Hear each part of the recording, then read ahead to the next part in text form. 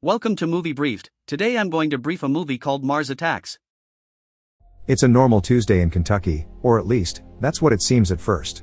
The neighbors can't help noticing a strong smell of burnt meat, and a sudden heavy noise tells them where this smell comes from. A group of cows run down the road with their backs on fire as a mysterious spaceship flies away from Earth.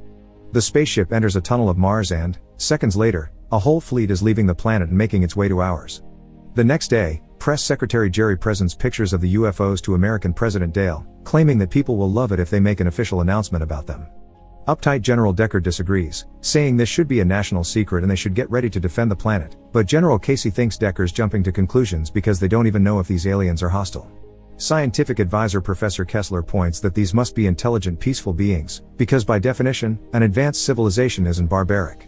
Dale decides to ignore Decker's worries and go ahead with the official announcement on TV. The rest of the world doesn't even suspect what's coming and they're living their everyday lives as usual. First Lady Marcia insists on redecorating the White House, ignoring her daughter Taffy's disapproval. In Las Vegas, ex-boxer Byron is working at a casino when he receives a call from his ex-wife Louise, who is worried because their two sons haven't been home in 2 nights. Byron tells her to take it easy because that's just how teenagers are at that age, and he promises to visit soon. Casino operator Land argues with his hippie wife Barbara, a recovering alcoholic that is tired of sitting around the casino and watching others drink while her husband works. Instead of paying some attention to her, Land gets her off his back by giving her money so she can go gambling. In New York, talk show host Natalie calls her boyfriend news reporter Jason to show off the fact the president will cut in her show for the official announcement. Jason doesn't understand how this is possible since Natalie's show is far from serious, but soon her words prove to be true when Dale appears on TV to announce the incoming arrival of Martians.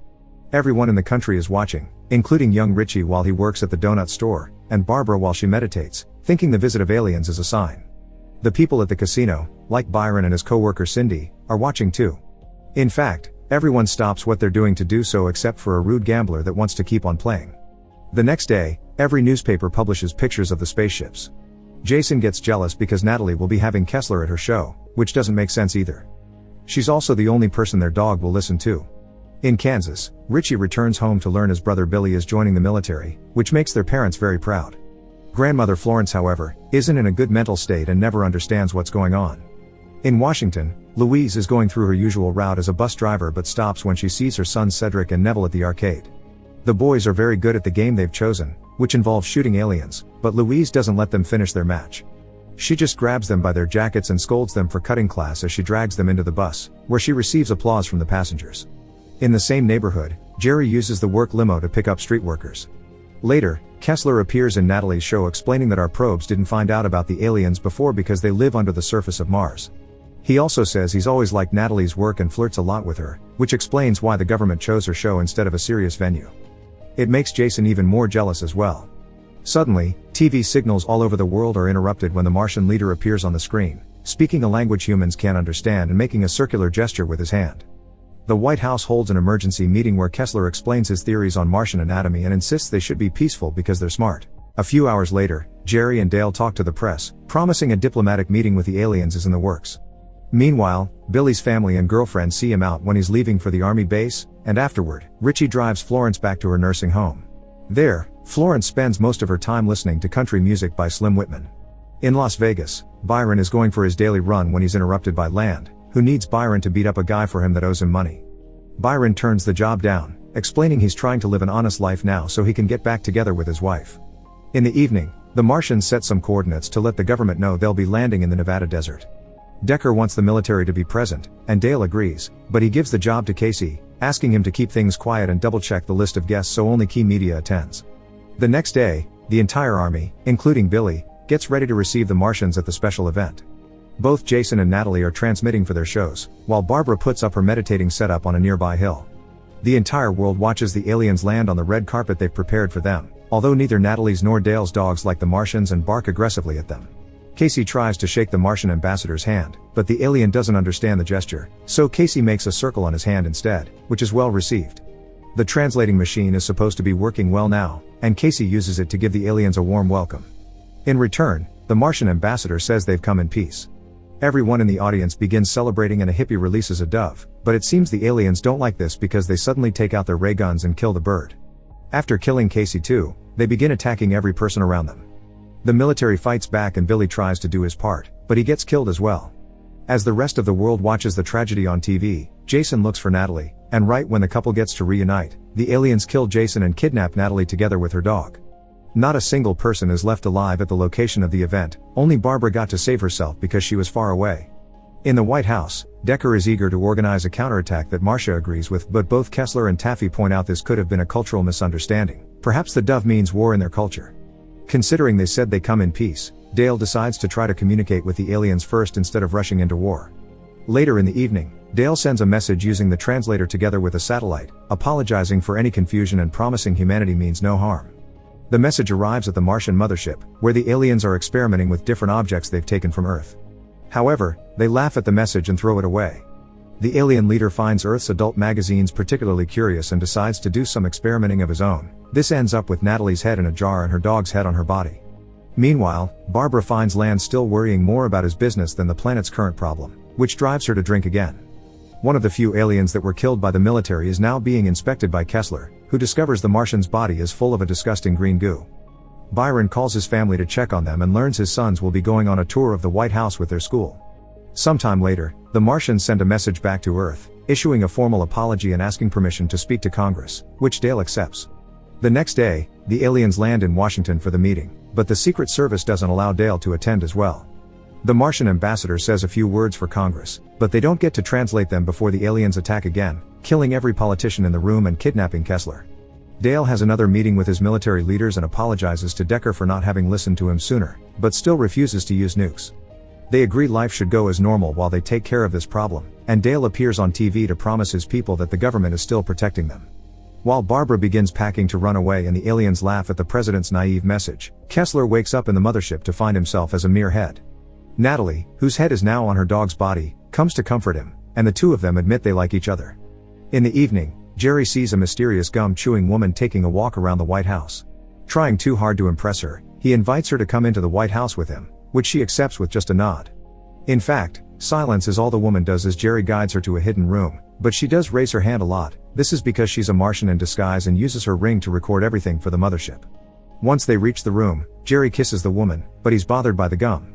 He puts his finger inside her mouth to take the gum out, causing the alien to bite his finger off as the mask finally breaks.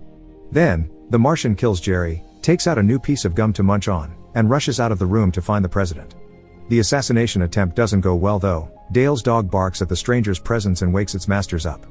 The dog ends up dying as the alien ignores the things Marcia throws and grabs Dale to hold him at gunpoint, but soon security comes in and kills the Martian without having to hurt the president. When the alien body is inspected later by scientists, they discover the piece of gum is actually highly concentrated nitrogen that the disguised alien was using to breathe in our atmosphere. The Martian leader is furious about this failure and gives an order to finally invade Earth properly. Kessler and Natalie continue to comfort each other with words while the Martians suit up and grab all kinds of weapons, from ray guns to robots, that they take with them to Earth for a full global attack. After destroying the Washington Monument, they go after the White House, where schools are still taking kids on tour and the president plus his family are being taken to safety.